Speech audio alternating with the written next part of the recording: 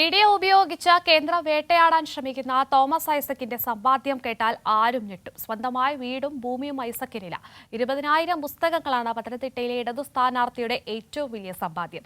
നാമനിർദ്ദേശ പത്രികയ്ക്കൊപ്പം സമർപ്പിച്ച സത്യവാങ്മൂലത്തിലാണ് അദ്ദേഹം ഇക്കാര്യം രേഖപ്പെടുത്തിയിട്ടുള്ളത്. ഇ.ഡി എന്ന് കേട്ടാൽ ചില നേതാക്കൾ ഒറ്റ രാത്രി കൊണ്ട് ബി.ജെ.പി ആകും. എന്നാൽ ഇ.ഡി അന്ത്യശാസന നോട്ടീസ് നൽകുമ്പോഴും ഇ.ഡിയെ പേടിയില്ല എന്ന് ഉറക്കെ പറയുകയാണ് തോമസ് ഐസക്. ഇ.ഡിയെ ഒരു പേടിയില്ല, ഇ.ഡി പേടിയില്ലെന്ന്.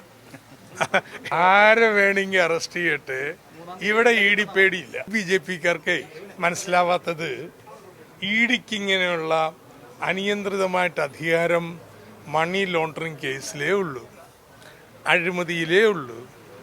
അവർ 2 വർഷം തപ്പിയിട്ട് അഴിമതിയോ മണി ലോണ്ടറിങ്ങിൻ്റെയോ ഒരു തെളിവും കണ്ടെത്താൻ പറ്റാത്തതുകൊണ്ട് ഫെമ കേസാണ് എടുത്തിരിക്കുന്നത്. അങ്ങനെ ഇവിടെ മനസ്സിലൊരു പോലെ പൊക്കിയെടുത്തൊന്നും കൊണ്ടുപോകാൻ പറ്റില്ല, കോടതിയൊക്കെ ഉണ്ട്.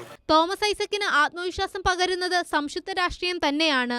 വീടോ ഭൂമിയോ ഒരു തരി പൊന്നുപോലും തോമസ് ഐസക്കിന്റെ പേരിൽ സ്വന്തമായി ഇല്ല.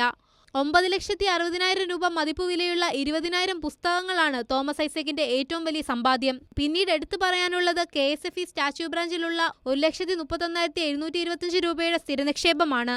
തിരുവനന്തപുരത്ത് ട്രഷറി സേവിംഗ്സ് ബാങ്കിൽ 6,000 രൂപയും പെൻഷനേഴ്സ് ട്രഷറി അക്കൗണ്ടിൽ 68,000 രൂപയും തിരുവനന്തപുരം സിറ്റിയിലെ SBI അക്കൗണ്ടിൽ 39,000 രൂപയും KSFEയുടെ സ്റ്റാച്യു ബ്രാഞ്ചിൽ സുഗമ അക്കൗണ്ടിൽ 36,000 രൂപയും ഇതേ ബ്രാഞ്ചിൽ സ്ഥിരനിക്ഷേപമായി 1.31 ലക്ഷം രൂപയുമാണ് തോമസ് ഐസക്കിന്റെ നിക്ഷേപം.